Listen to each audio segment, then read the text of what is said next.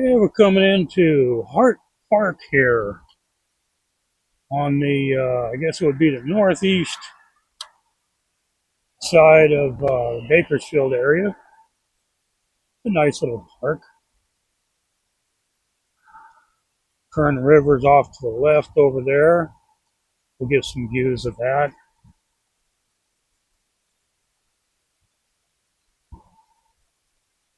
But anyway, I'm thinking about starting to do a series of little storytelling rides. Yeah, I may not have had the most exciting life, but I've had a lot of fun, had a lot of interesting adventures. That's the Kern County Sheriff's Department shooting range over there on the right. I'm going to swing over here to the left side of the park so we get some more views of the river. The roads kind of go in a circle around this park.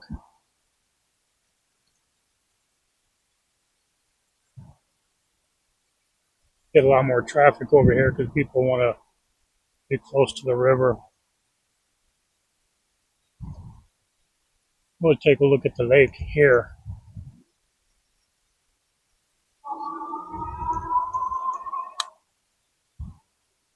On the weekends, they have paddle boat rentals. Oh, I just saw a pretty good sized fish dive under there. A lot of people fish out here, more on the weekends than on the weekdays. This is a Monday. I see one guy fishing that I can see from here. We get ducks, we get geese. It's a neat little park. But they rent the kayaks and the paddle boats on the weekends here. There's a taco truck that comes out.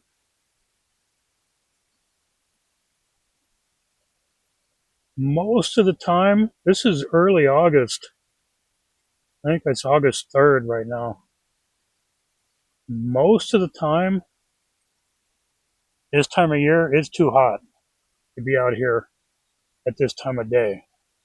What time of day is it? Oh, geez, it's almost 1 o'clock. Yeah, ordinarily this time of year, it's way too hot to be out here. I would not be here. But it's an overcast day. Not as hot as normal for this time of year.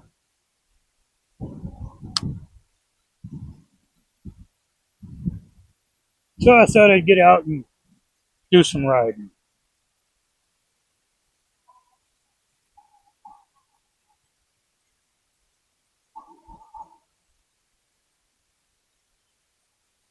Yeah, that guy wasn't even fishing. He's just throwing rocks in the water. Which has got to be at least as much fun as fishing. At least for me, because I've tried fishing and never caught a fish. But I tried fishing years and years and years ago.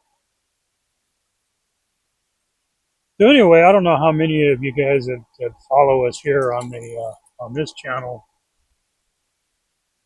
even know about my other channel, the one that my first YouTube channel, which has the most videos of any channel that I have, and it's been around the longest. I think a little over 7 years, almost 8. The rocking horse guy, because up until early 2024, I was the rocking horse guy.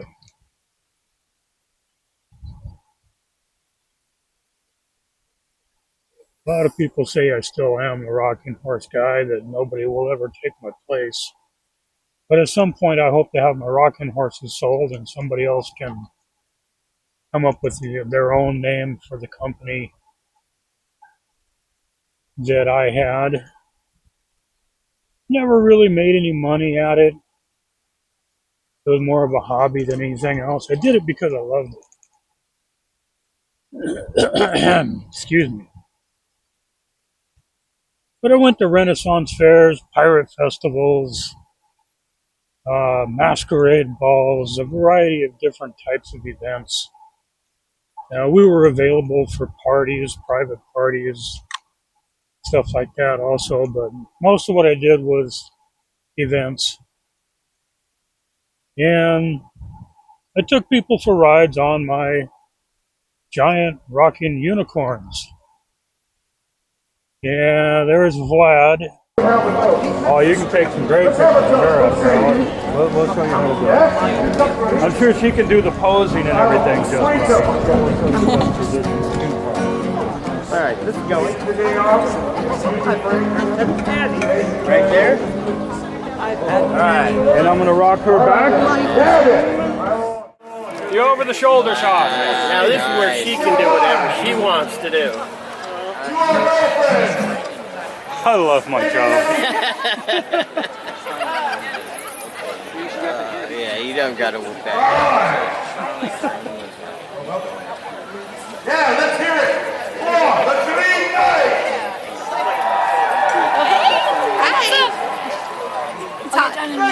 She's just showing off a bit. Right, people, make some noise. Guaranteed fun. If I don't have fun, you get your money back. And there's Freya. Here's one of the nose. Shoot, my arm. I hope I got it. I was trying to make sure I was lined up with something. Was it? It would hate me if it was a real horse. I keep pulling on his neck. Look at that, no hands. She's not even scared. Freya. Vlad was the biggest. So he, of course, got the most attention from everybody else and from me. Because most of the time, I was the only person in the booth big enough to rock Vlad. You rock these horses not with muscle, but with weight. And Vlad took a lot of extra weight to rock him. We'll go over here and take a look at the river. I think you can see it from over here.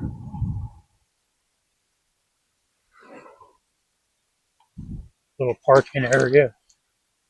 Little trails that lead down to the river.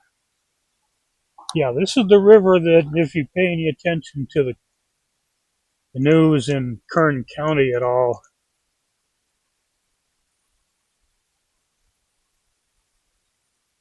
great. There's a fence post right there. But anyway, there it is. The Kern River. That river claims a lot of lives every year. Or a few every year. A lot over the years. Yeah, we'll get a better view of it over here where there's an opening in the fence.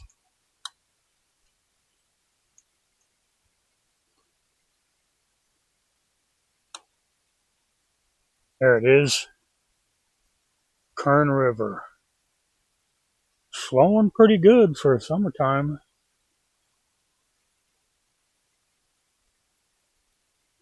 But there's a lot of people that don't know what they're doing.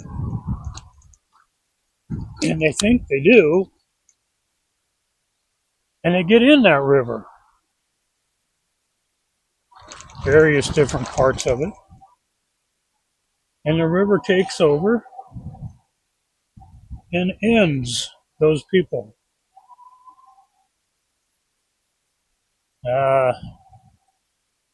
Don't climb into a river. You don't know what you're doing.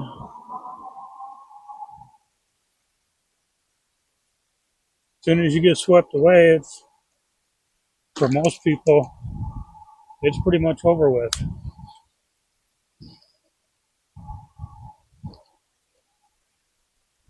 But anyway, oh, we have peacocks too. I forgot about them. And this is the end of the the park where I guess a lot of people over the years have released their unwanted cats. And they do that a lot over near where I live too. You get some peacocks, peahens, and some pea puppies. I didn't know about those until just recently when I was over here and saw them.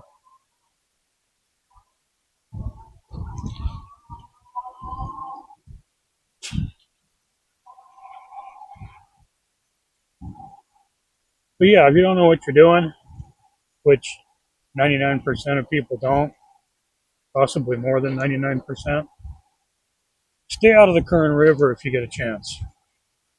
It'll kill you. They pull bodies out of that river all the time.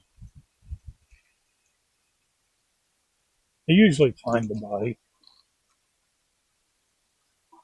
Not always.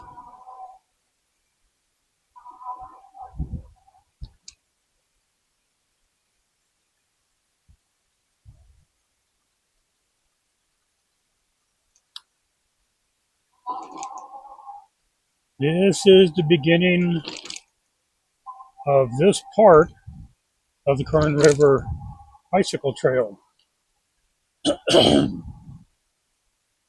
Yeah, people walk on it too. We'll let them, as long as they behave.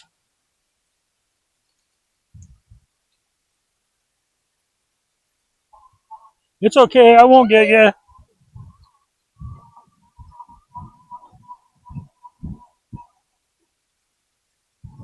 Not a lot of traffic out here, especially on a Monday. But this heads out towards the Kern River campground and Ming Lake. Anyway, back to being the rocking horse guy. Some people say I will always be the rocking horse guy because I originated the whole thing. Two of the world's biggest rocking unicorns, hand carved, believe it or not, from plywood. And one of the most fun things that I ever did as the rocking horse guy was telling silly stories. And one of my favorite ones would always be set off when somebody would ask me, where did I get these giant rocking horses? Well, I carved them myself. I had some help. My ex-wife, wonderful lady, we won't name names or anything because that's up to her if she wants to be named in my videos or not. But wonderful lady, quite the artist. She was always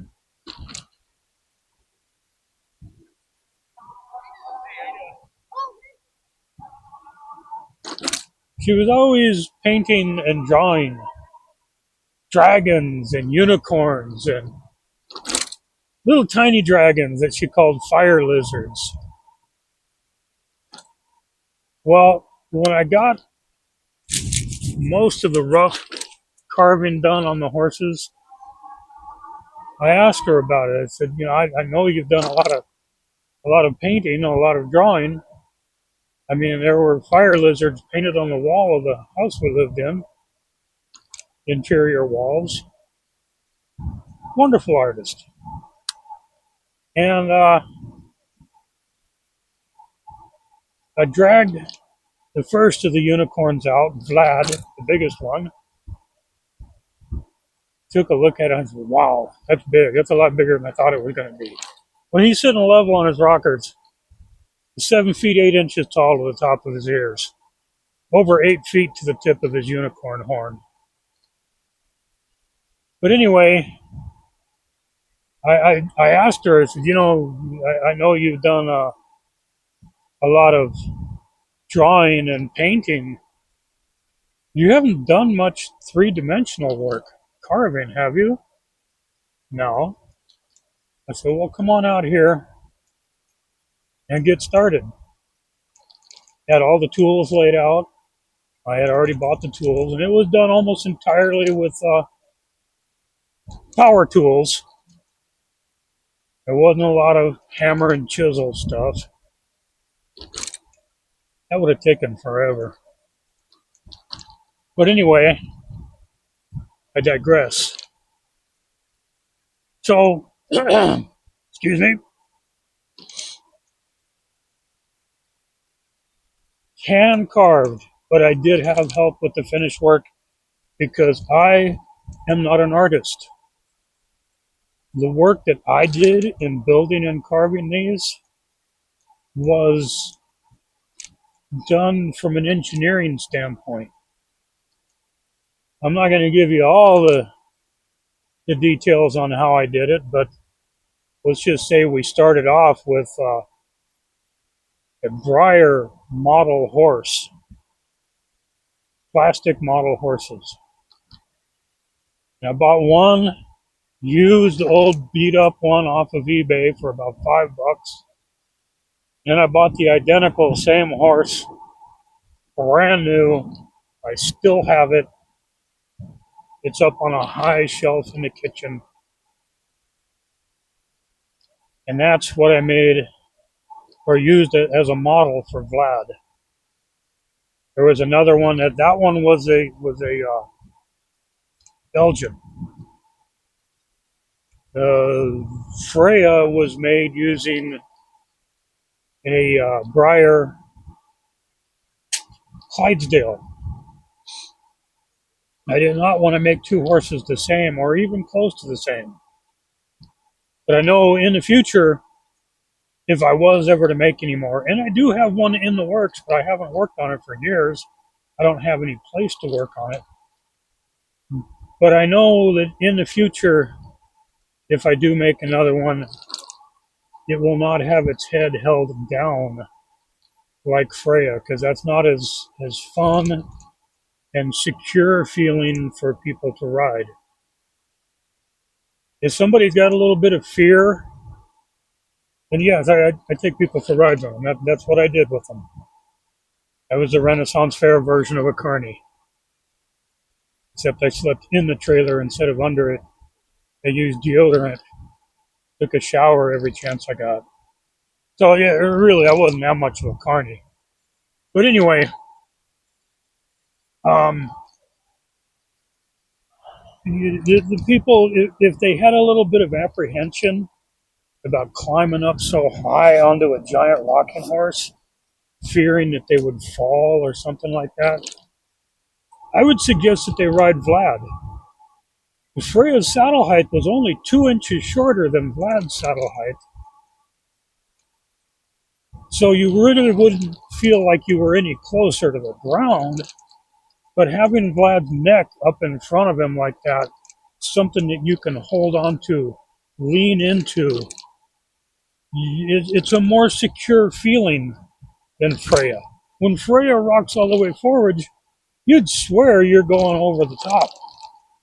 It really feels that way because you're sitting up there and her head goes down, and you're looking out, and it's the ground out in front of you.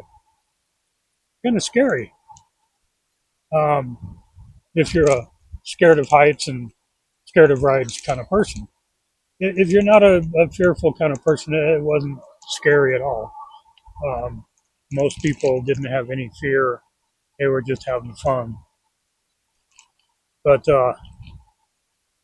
yeah, it was started off, I think it was $3 for one rider, $2 for each additional rider when I first started. And I only raised the prices once during the time that I ran the booth. Went to $5 for one rider, $8 for two riders, $10 for three, $12 for four, 5 or more, make an offer. And it would depend on how bad do I want to give video of the 5 or more that are riding. Actually, the most I ever had on Vlad was 5 2-year-olds. Yeah, try getting them all to look the same direction for a picture all at once. But I had a lot of fun. 25 years. I started in 2000 and I packed it in 2024. Now in 2000, 2001, 2002, I was using the old original giant rocking unicorns. Well, they weren't unicorns, they were horses. But the first year I was a volunteer push monkey. That's what they call the people that make the horses go. The few, the proud, the push monkeys. And yeah, you can't see me because the camera's pointing forwards, but I was waving my arm in the air. Yeah, the push monkeys. Not a whole lot of qualified rocking horse push monkeys on the planet. And everybody that's ever done it, you should be proud of what you did working with me. And I thank you from the bottom of my heart for everything that you did for me. I had a great time. People worked for me for free because they had a great time. It wasn't even so much about rocking the horses, it was about playing with the people. The people are the most fun things in the world to play with. There's nothing better to play with than people. People are wonderful. At least the people that are at Renaissance fairs. Most of them. Yeah, we had a few that we had problems with, but you know. There's always going to be exceptions to the rule. And there were rules. As a push monkey, rule number 1, no drugs or drinking.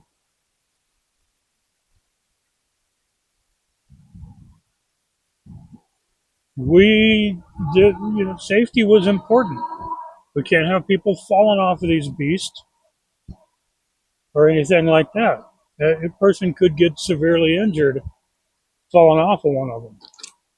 Most of the danger in the job, though, hey, here's a spot where you can see the Kern River really well. Watch out for the squirrels.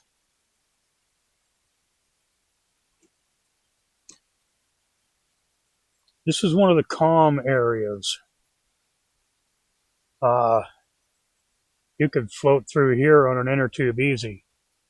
And that's what fools people. Oh, look at that. I can float that. I can swim it. Look at that. It's easy. Yeah. Don't let it fool you.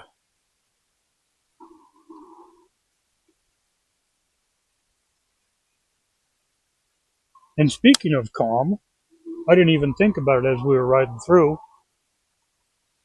But there's a zoo back there. Its acronym is CALM. CLAM.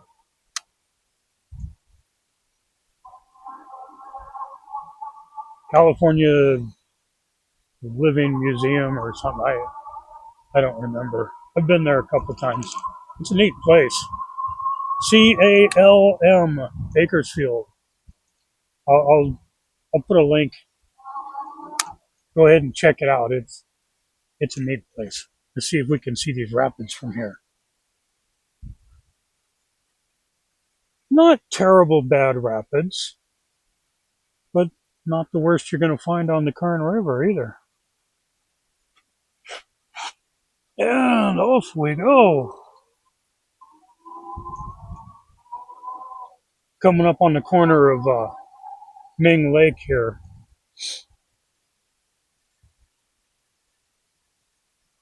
So anyways, I had a deal with the promoters. After the second year that I was running the booth, I had one promoter He said, if I get to use some of your materials, pictures, videos, and stuff like that in my advertising, I'm not going to charge you for a booth space. I'm not going to pay you like you're a straight up entertainer, but I'm not going to charge you either. So I provided the insurance. I paid all my own expenses, but I didn't pay for a booth space after the second year. That was the original promoter of Escondido Renaissance Fair. And then in my last year in operation, the current promoter who had honored that deal after I'd been away for a number of years, they wanted me back, and he honored that deal. He decided, no, I think I'll charge you. And the amount that, we're not going to get into dollars and cents here, but the amount that he wanted to charge worked out to about 80% of what would have been my gross income per weekend. And once you added in fuel and all of that to get from Bakersfield to Escondido, I would have been losing money for busting my ass for 2 weekends in a row. Yeah, I would have had fun. I did have fun at Escondido. It was a fun fair. But I got to put a little bit of money in my pocket. There's a lot of weekends I only put a couple $100 in my pocket. There were some weekends, I'll be honest with you, I put $3,000 in my pocket. But, their expenses come out of that also. But, overall, I never made any money. It was a money-losing proposition every year. I did it because I loved it, which is why most people have their hobby. My hobby was playing with people, and I had my rocking horses as props to play with those people. Now, to be honest with you, most of my riders were kids. Yeah, look this way. There you go. The over the shoulder shot. Beautiful. Whoa.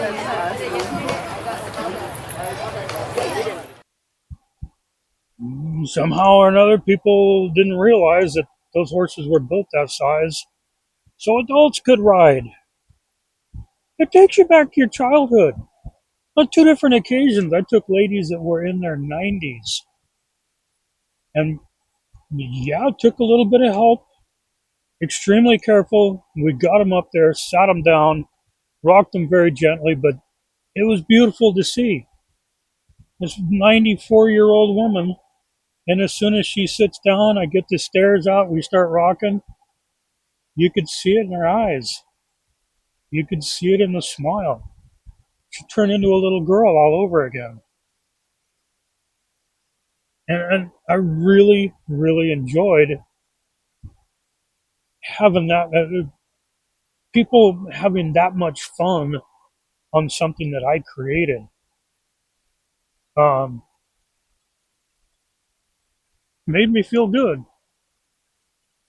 The other ones that really made me feel good, besides the kids, I mean, you see these kids smiling and laughing, and they're having a great time, and a lot of them, that smile and that laugh was absolutely infectious. Everybody in the area was smiling and laughing. And when I think back to it, it brings a tear to my eye, is when you pick a kid up out of a wheelchair, put him on a giant rocking unicorn, and watch them giggle and smile. Because, a lot of kids stuck in a wheelchair for life, they don't have that much fun. Anything you can do to enrich their life in any way, is a rewarding thing to do. And I really loved it. The summer of 2014, we took off and went across the country from San Francisco to Vermont. The charity tour. And every place that we stopped, we set up a gig with a local charity for kids. And we took the kids for rides, or we did a fundraiser, or just took everybody for rides just to attract attention, to get some publicity for the charity, let people know about them. It was quite a fun couple of months.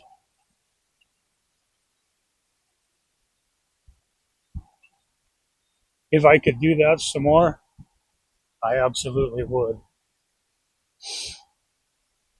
But even with the GoFundMe to help pay the bills for us getting back and forth across the country, because it's not cheap going back and forth across the country hauling a trailer with a giant rocking unicorn. I say a giant rocking unicorn because we only took Vlad.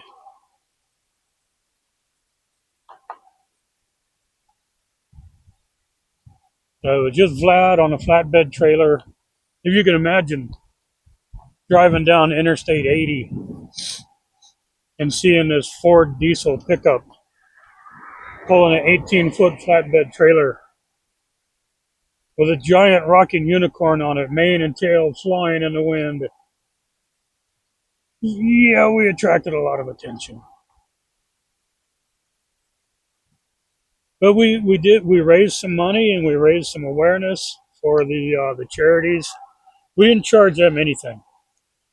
I paid for the insurance and all the expenses for the trip over and above what the GoFundMe paid for.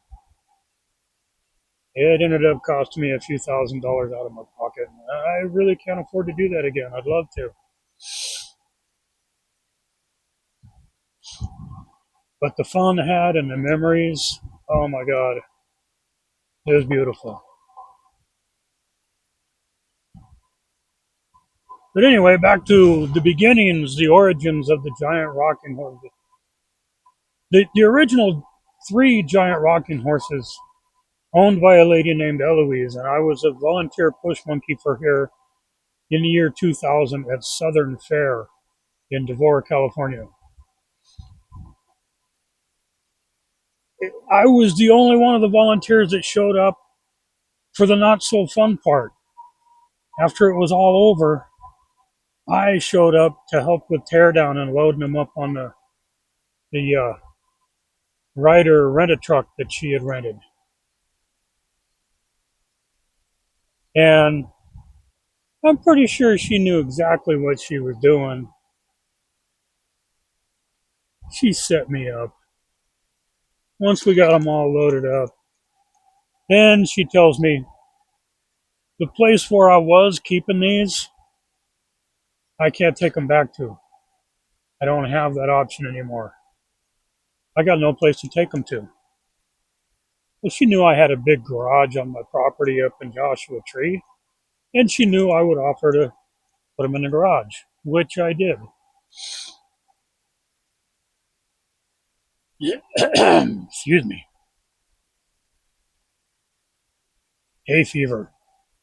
Terrible this year. Terrible, terrible. So they ended up in my garage. At that time, I didn't even know how many Renaissance fairs were happening out there. All I knew about was Corona and Southern in Devore. So, hey, this is the road to the golf course, isn't it? This isn't where I'm supposed to be going. I've never gone in this direction before, so easy for me to get lost. I always come from the other end. Hit Ming Lake first, then Calm, then Hart Park.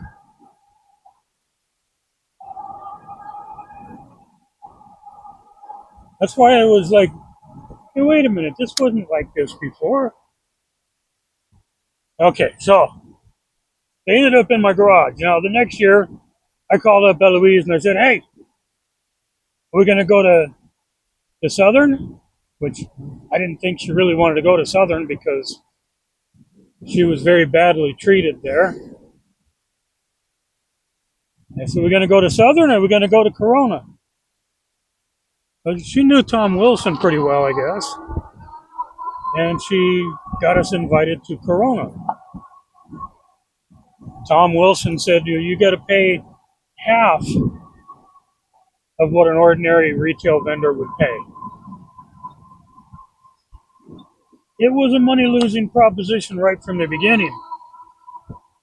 Because there was one day at Corona Fair back in, I'm going to say maybe 02, 01 or 02.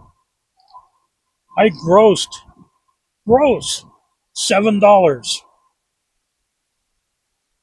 in one day. It cost me $90 in diesel every weekend to go down there from Joshua Tree. But I was having fun, so I kept on doing it. So anyway, turns out after using Eloise's horses for, I almost missed the part about how I got to be the booth manager. Okay.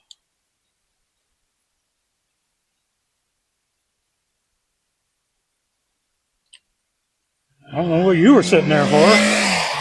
Oh, now he's a race car driver. After sitting there,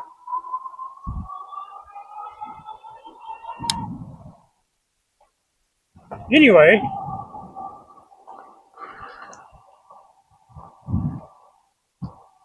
I was doing Corona. Well, I keep getting sidetracked there, jumping ahead of myself, actually. When I called Eloise, I said, which one are we going to do? She said, I'm old, I'm tired, I don't want to do it anymore, you do it. I said, Eloise, I don't have any idea how to run a booth. She said, no, there's nothing to it. You know how to rock the horses, you know how to set them up, you know how to be safe with them. I'll hook you up with Tom Wilson, and you can do Corona. Get your own crew. You can probably use some of the crew that we used in Southern last year. And so there I was. The booth at that time was known as the Keeper of the Steeds. It didn't take me long to figure out that most people in Southern California, your average people, don't know what a steed is. So I changed the name to the Rocking Horse Guy. Actually, it was a little kid in Corona that gave me the name.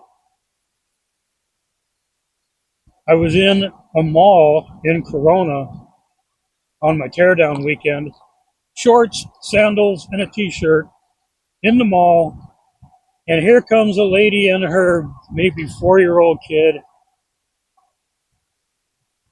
coming the other way, and the kid drops mom's hand and runs over to me and grabs my leg, yelling, Mommy, it's the Rocking Horse Guy. Okay, I'll go with that. The Rocking Horse Guy. And it stuck. I think it was a good name. But anyway, in working 7 weekends in a row at Corona, I realized that Eloise's horses were not really very well engineered, and they were basically falling apart and needed a lot of serious work. Actually tear them apart down to their component pieces and rebuild them from the ground up with some design changes, mainly in the area of how the feet were attached to the beam that the feet are attached to was not well attached to the rockers. So I'm thinking, I'm not going to get in there and tear these apart and do all this work on horses that aren't mine. So I called up Eloise, told her what was going on. I said, I want to buy them from you.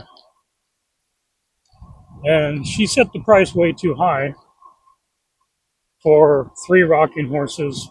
Actually, she would only sell me 2. There was one that she really had a personal liking to, Duke. And she said, I'll sell you the 2 of them, but I won't sell you Duke. And I want $3,000 each. So Eloise, I just told you the reason that I'm talking to you about this is because they are literally falling apart. They're unsafe to ride at this point. And she said, well, basically what she said was she sealed her fate and mine right there on the phone when she said, in exactly this tone of voice, she said, well, I guess you could try to build your own. Now, I'm not one to back down from a challenge. You tell me I can't do something, step back. I'm on it. Just because I'm not a woodworker, I'm not even a carpenter, don't tell me I can't build giant wooden rocking horses and build them better. We have the technology. So I went to work on building my own. Year and a half later, Vlad came into being. He was the one that was finished first. And his first time in public was at the Christmas lights parade in Yucca Valley, California, on the trailer, being pulled by my truck and ridden by 2 lovely fair wenches, rocked by me. So anyway, Eloise's horses went into the back of the garage, and that's another story of what happened with them. But that's how I became the rocking horse guy. Somebody told me I couldn't do it, and that's the absolute truth. I had no intention of, I just wanted to play with the old originals and have some fun. I didn't want to have to rebuild them. I didn't want to have to buy them. I didn't want to have to build my own, but I did. And the idea to build them out of plywood hit me one night in the shower as I was trying to figure out how the hell a non-woodworking, non-carpenter operating engineer was going to build a pair of giant rocking horses and have them pulled together. Now I'm getting back out onto what's going to be busy roads here, so I will continue this story in another installment at some other time. Y'all make sure to have fun. For those of you who are still here listening to my story, this is when things start getting crazy, is in the next installment. So make sure you subscribe. Hit the notification bell so you know when the next installment hits. Hit the like button. Leave a comment. Have you ever ridden one of my giant rocking horses? Did you have fun? Were you scared? Did you have fun even though you were scared? I've seen that a lot of times. Anyway, thanks for listening. Thanks for watching. I'm out of here. You guys have fun.